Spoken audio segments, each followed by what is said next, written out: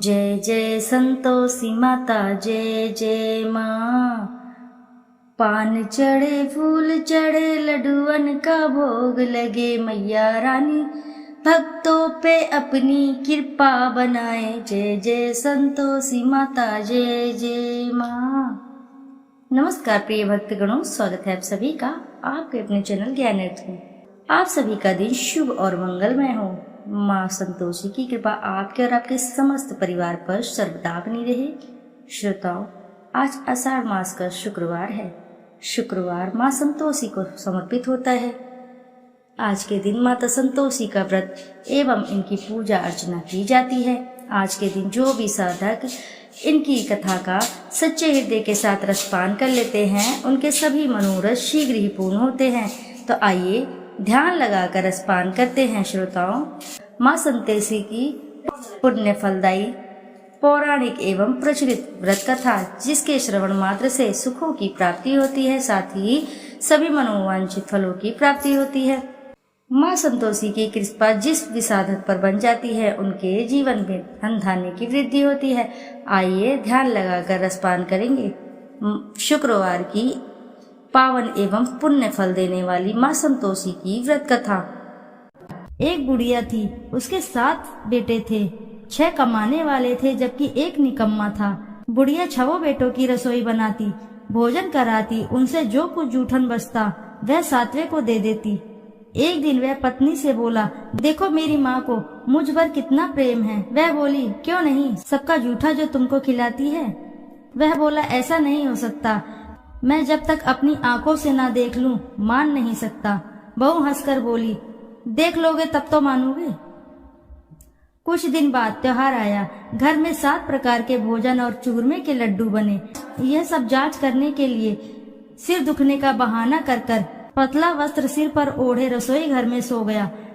वह कपड़े में से सब देखता रहा। 6 भाई भोजन करने आए। उसने देखा माँ ने उनके लिए सुंदर आसन बिछाकर नाना प्रकार की रसोई परोसी और आग्रह करके उन्हें जमाया।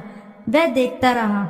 6 भोजन करके उठे तब माँ ने उनकी जूठी थालियों में से लड्डुओं के टुकड़े उठाकर एक लड्डू बनाया। जूठन साफ कर बुढ़िया माँ ने उसे पुकारा, बेटा 6 भाई भोजन करके चले गए, अब तू ही बाकी है, अब तू कब खाएगा। वह कहने लगा, माँ मुझे भोजन नहीं करना, मैं अब परदेश जा रहा हूँ। माँ ने कहा, कल जाता है सो आज ही चला जा। वह बोला, हाँ आज ही चला जा रहा हूँ। यह कहकर वह घर से निकल गया। 7वें बेटे को परदेश जाते समय पत्नी की याद आ गई। वह गौशाला में कंडे उपले थाप रही थी। वहां जाकर बोला, अब हम जावे परदेश, आवेंगे कुछ काल, तुम रहियो संतोष से धर्म अपनो पाल। वह बोली, जाओ पिया आनंद से, हमरो सोच हटाए, राम भरोसे हम रहे, ईश्वर तुम्हें सहाय। 2 निशानी आपन देख धरू में धीर, सुधी मती हमारी, बिसारियो रखियो मन गंभीर। वह बोला, मेरे पास तो कुछ नहीं, यह अंगूठी है सो ले ले और अपनी कुछ निशानी मुझे दे। वह बोली, मेरे पास क्या है, यह गोबर भरा हाथ। यह कहकर उसकी पीठ पर गोबर के हाथ की थाप मार दी।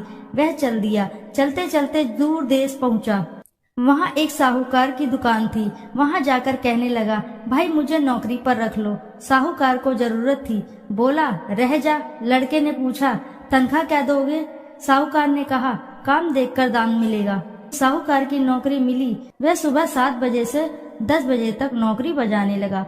कुछ दिनों में दुकान का सारा लेन देन, हिसाब किताब, ग्राहकों को माल बेचना, सारा काम करने लगा। साहूकार के साथ 8 नौकर थे। वे सब चक्कर खाने लगे। यह तो बहुत होशियार बन गया। सेठ ने भी काम देखा और 3 महीने में ही उसे आधे मुनाफे का हिस्सेदार बना लिया। वह कुछ वर्ष में ही नाबी सेठ बन गया और मालिक सारा कारोबार उस पर छोड़कर चला गया। इधर उसकी पत्नी को सास ससुर दुख देने लगे। सारी गृहस्थी का काम करा के उसे लकड़ी लेने के जंगल में भेजते। इस बीच घर के आटे से जो भूसी निकलती है उसकी रोटी बनाकर रख दी जाती और फूटे नारियल की नारेली में पानी। एक दिन वह लकड़ी लेने जा रही थी। रास्ते में बहुत सी स्त्रियां संतोषी माता का व्रत करती दिखाई दी। वह वहां खड़ी होकर कथा सुनने लगी और पूछा, बहनों तुम किस देवता का व्रत करती हो और उसके करने से क्या फल मिलता है। यदि तुम इस व्रत का विधान मुझे समझाकर कहो तो मैं तुम्हारा बड़ा ही एहसान मानूंगी। तब उनमें से एक स्त्री बोली, सुनो, यह संतोषी माता का व्रत है।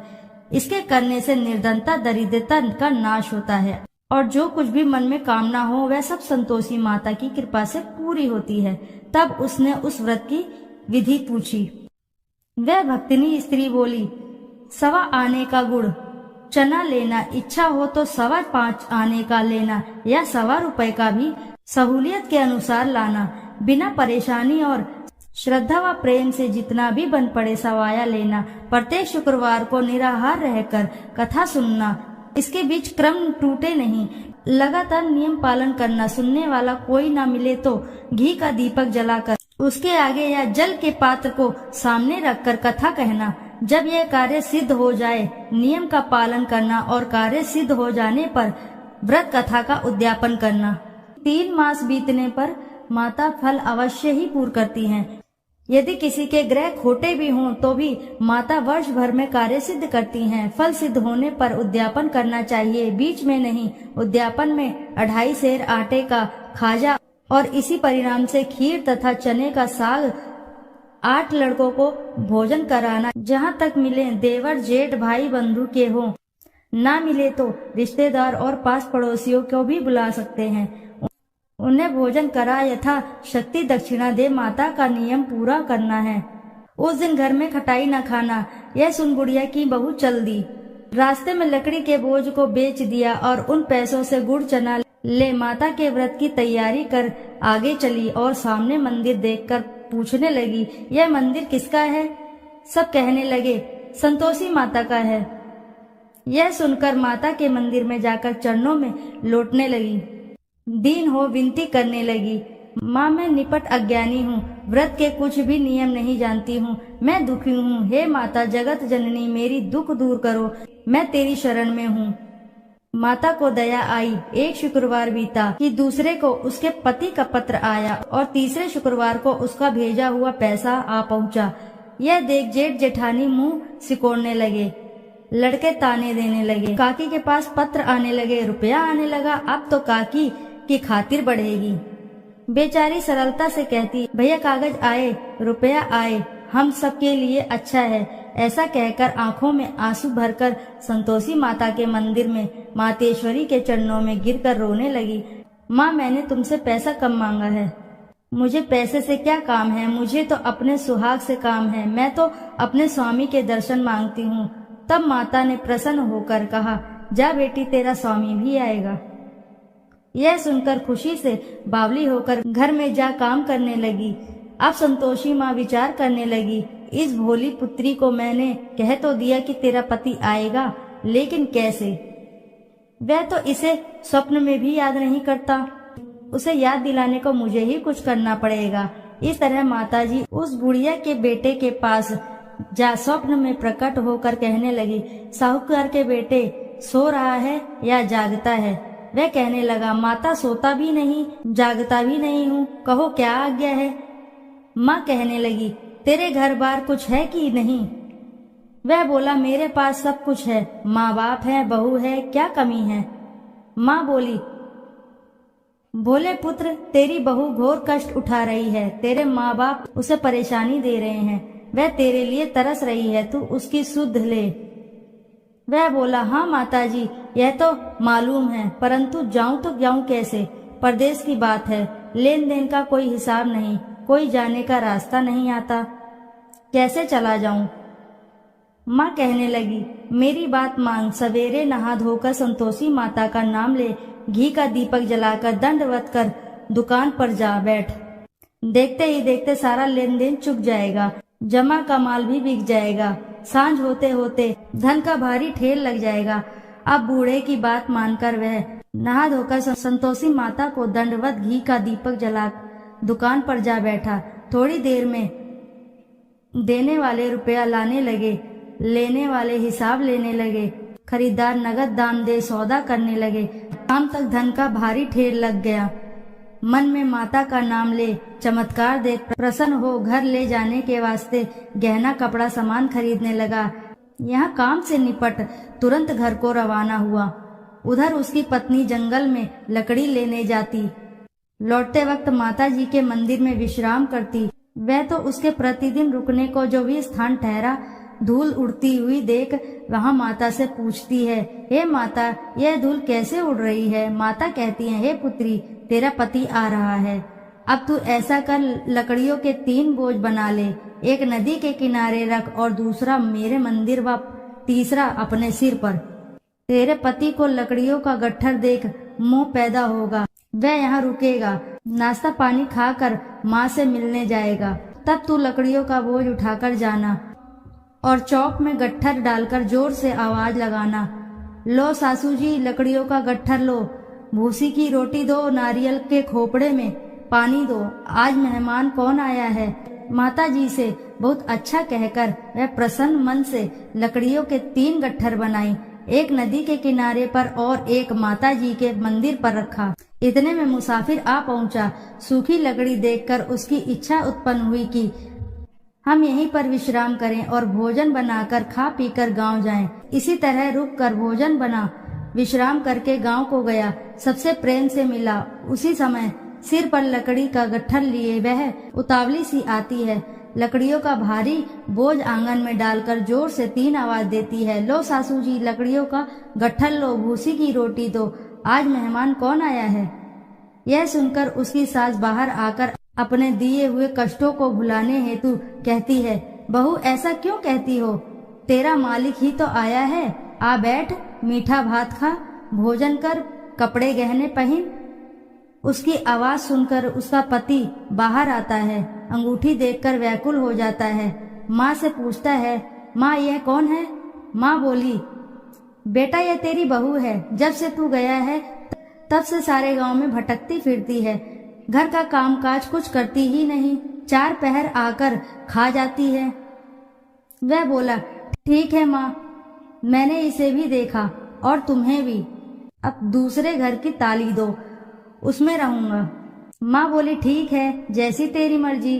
तब वह दूसरे मकान की 3री मंजिल का कमरा खोलकर सारा सामान जमाया। एक दिन में राजा के महल में जैसा ठाट बाट बन गया। अब क्या था, बहू सुख भोगने लगी। इतने में शुक्रवार आया। उसने पति से कहा, मुझे संतोषी माता के व्रत का उद्यापन करना है। पति बोला, खुशी से कर लो। यह वह उद्यापन की तैयारी करने लगी। जिठानी के लड़कों को भोजन के लिए कहने गई। उन्होंने मंजूर किया, परंतु पीछे से जिठानी ने अपने बच्चों को सिखाया, देखो भोजन के समय खटाई मांगना, जिससे उसका उद्यापन पूरा ना हो। लड़के खाने आए, खीर खाना पेट भर खाया, परंतु बाद में खाते ही कहने लगे, हमें खटाई दो, खीर खाना हमको नहीं भाता, देखकर आरुचि होती है। वह कहने लगी, भाई खटाई किसी को नहीं दी जाएगी, यह तो संतोषी माता का प्रसाद है। लड़के उठ खड़े हुए, बोले, पैसे लाओ। बोली बहू कुछ जानती नहीं थी, उन्हें पैसे दे दिए। लड़के उसी समय हट करके इमली खटाई ले खाने लगे। यह देखकर बहू पर माता जी ने कोप किया। राजा के दूत उसके पति को पकड़कर ले गए। जेठ जेठानी मनमाने वचन कहने लगे, लूट लूट कर धन इकट्ठा कर लाया था, अब सब मालूम पड़ जाएगा, जब जेल की मार खाएगा। बहू से यह सहन नहीं हुए। माता संतोषी से मांगी माफी। रोती हुई माता जी के मंदिर गई, कहने लगी, हे माँ, तुमने क्या किया? हंसाकर अब भक्तों को रुलाने लगी। माता बोली, बेटी तूने उद्यापन करके मेरा व्रत भंग किया। वह कहने लगी, माता मैंने कुछ अपराध किया है, मैंने तो भूल से लड़कों को पैसे दे दिए थे, मुझे क्षमा करो, मैं फिर तुम्हारा उद्यापन करूंगी। माँ बोली, अब भूल मत करना। वह कहती है, अब भूल नहीं होगी। अब बतलाओ वे कैसे आएंगे? माँ बोली, जा पुत्री, तेरा पति तुझे रास्ते में आता मिलेगा। वह निकली, राह में पति आता मिला। वह पूछी, कहाँ गए थे? वह कहने लगा, इतना धन जो कमाया है उसका टैक्स राजा ने मांगा था, वह भरने गया था। वह प्रसन्न हो बोली, भला हुआ, अब घर चलो। कुछ दिन बाद फिर शुक्रवार आया, फिर किया व्रत का उद्यापन। वह बोली, मुझे फिर से माता का उद्यापन करना है। पति ने कहा, करो। बहू फिर से जेठ के लड़के को भोजन को कहने गई। जेठानी ने 1-2 बातें सुनाई और सब लड़कों को सिखाने लगी, तुम सब लोग पहले ही खटाई मांगना। लड़के भोजन से पहले कहने लगे, हम खीर नहीं खानी, हमारा जी बिगड़ता है, कुछ खटाई खाने को दो। वह बोली, खटाई किसी को नहीं मिलेगी, आना हो तो आओ। वह ब्राह्मण के लड़के को लाकर भोजन कराने लगी। यथाशक्ति दक्षिणा की जगह एक एक फल उन्हें दिया। संतोषी माता प्रसन्न हुई। माता की कृपा होते ही 9वें मास में उसके चंद्रमा के समान सुंदर पुत्र प्राप्त हुआ। पुत्र को पाकर प्रतिदिन माता जी के मंदिर को जाने लगी। माँ ने सोचा, यह रोज आती है, आज क्यों न इसके घर चलूं।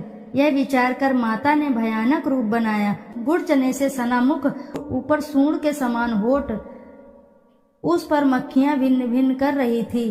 देहली पर पैर रखते ही उसकी सास चिल्लाई, देखो रे, कोई चुड़ैल डाकिन आ रही है, लड़को इसे भगाओ, नहीं तो किसी को खा जाएगी। लड़के भगाने लगे, चिल्लाकर खिड़की बंद करने लगे। बहू रोशनदान में से देख रही थी। प्रसन्नता से पगली बन चिल्लाने लगी, आज मेरी माताजी मेरे घर आई हैं। वह बच्चे को दूध पीने से हटाती है। इतने में सास का क्रोध फटा। वह बोली, क्या उतावली हुई है, बच्चे को पटक दिया। इतने में माँ के प्रताप से लड़के ही लड़के नजर आने लगे। वह बोली, माँ, मैं जिसका व्रत करती हूँ यह संतोषी माता है। सबने माताजी के चरण पकड़ लिए और विनती करने लगे, हे माता, हम मूर्ख अज्ञानी हैं, तुम्हारे व्रत का विधि विधान हम नहीं जानते। व्रत भंग कर हमने बड़ा अपराध किया है। जग माता, आप हमारा अपराध क्षमा करो। इस प्रकार माता प्रसन्न हुई। बहू को प्रसन्न होकर जैसा फल दिया वैसा माता सबको फल दे। जो पढ़े उनका मनोरथ पूर्ण हो, सभी की मनोकामनाएं पूर्ण हो, सभी के कार्य बनते चले जाएं। बोलो जय संतोषी माता की जय।